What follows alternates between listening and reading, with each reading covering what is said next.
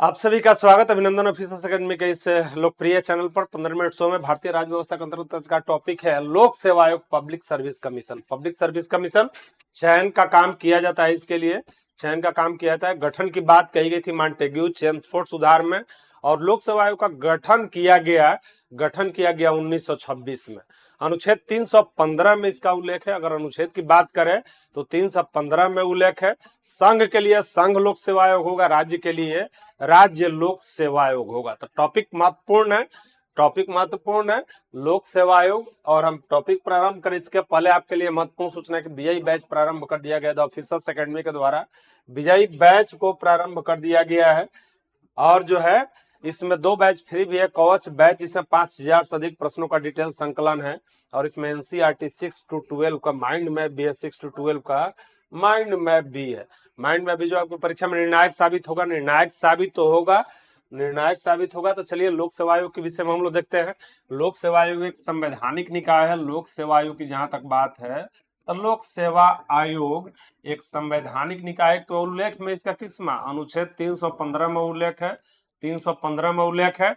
और यह किस तरह का निकाय है तो संवैधानिक निकाय है। लोक सेवा आयोग जो है संवैधानिक निकाय है, कॉन्स्टिट्यूशनल बॉडी है, संवैधानिक निकाय है।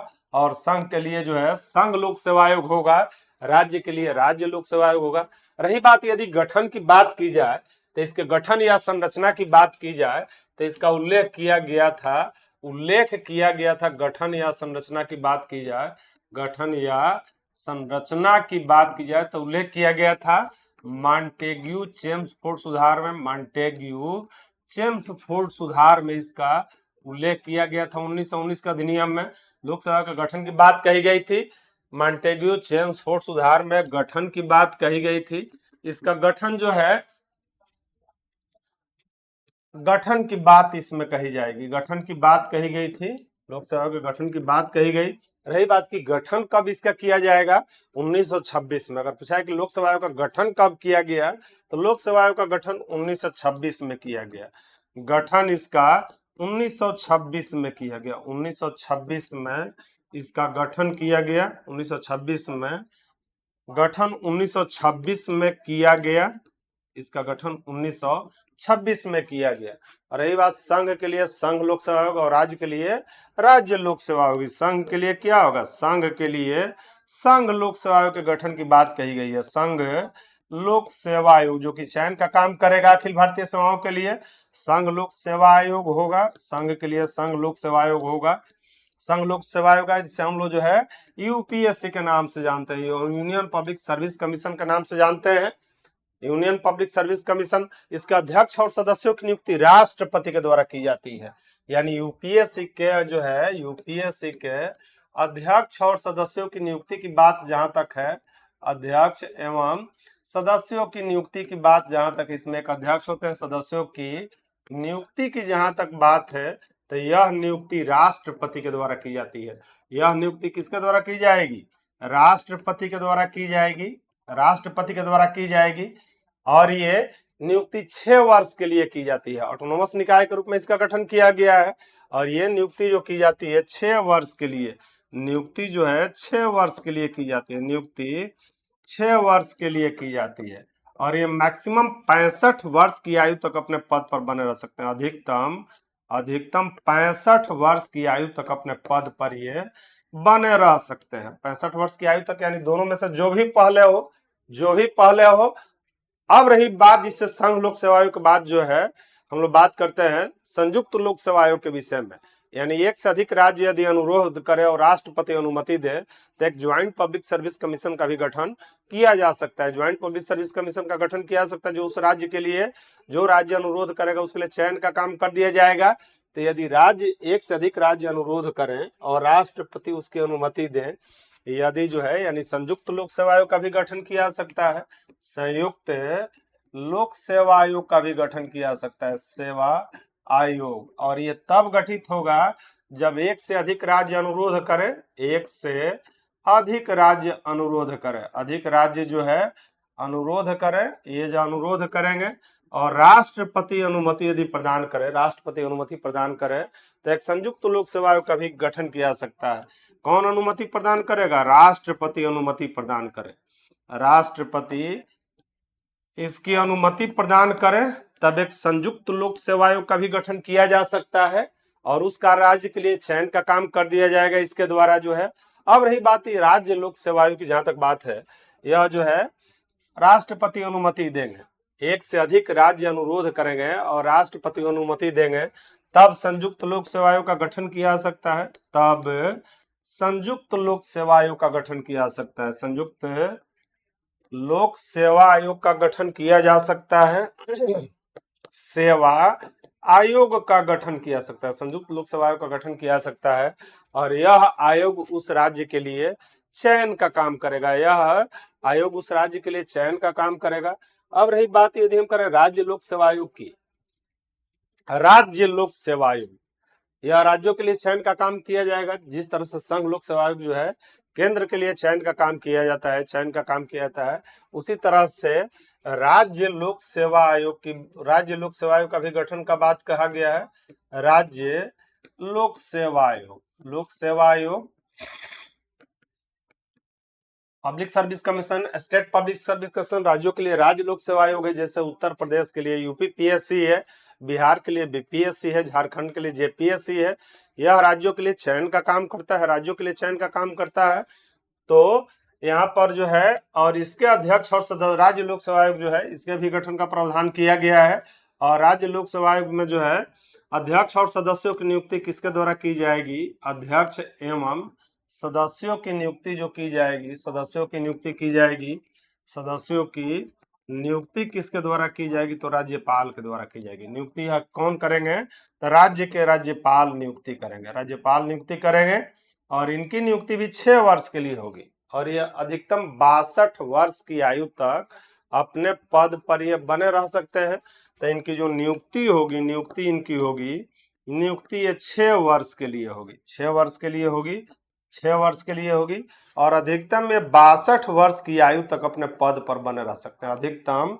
अधिकतम 62 इयर्स की आयु तक अपने पद पर, 62 वर्ष की आयु तक अपने पद पर बने रह सकते हैं। 62 वर्ष की आयु तक अपने पद पर बने रह सकते हैं, अपने पद पर बने रह सकते हैं। 62 इयर्स की आयु तक अपने पद पर ये क्या रह सकते हैं? बने रह सकते हैं। तो नियुक्ति करने का अधिकार राज्यपाल को है, पद से हटाने का अधिकार राज्यपाल को नहीं है, पद से हटाने का अधिकार राज्यपाल को नहीं है।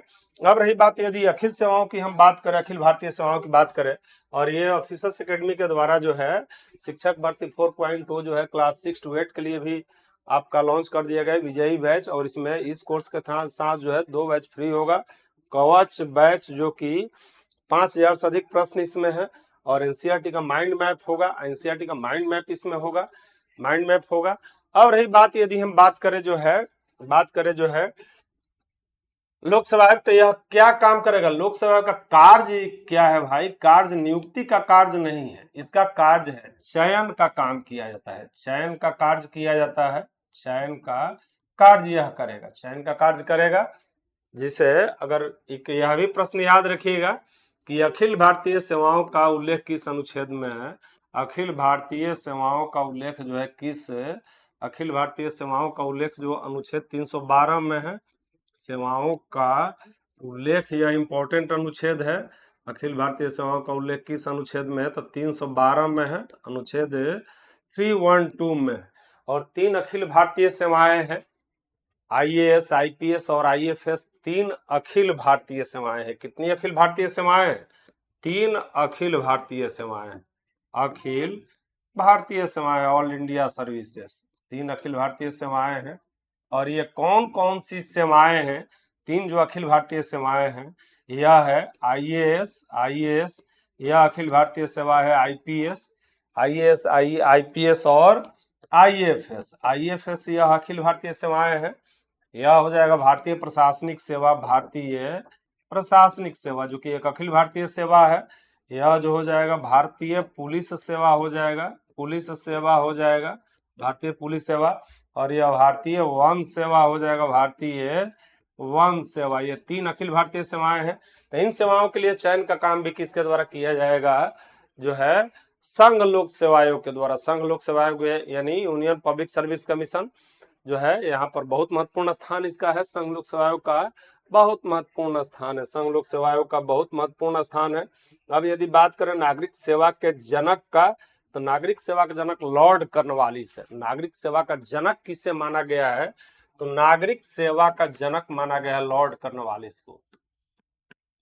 नागरिक सेवा का जनक की यदि बात की जाए तो नागरिक सेवा का जनक कहा गया है लॉर्ड कॉर्नवालिस को। इस बात को याद रखिएगा, लॉर्ड कॉर्नवालिस को कहा गया है।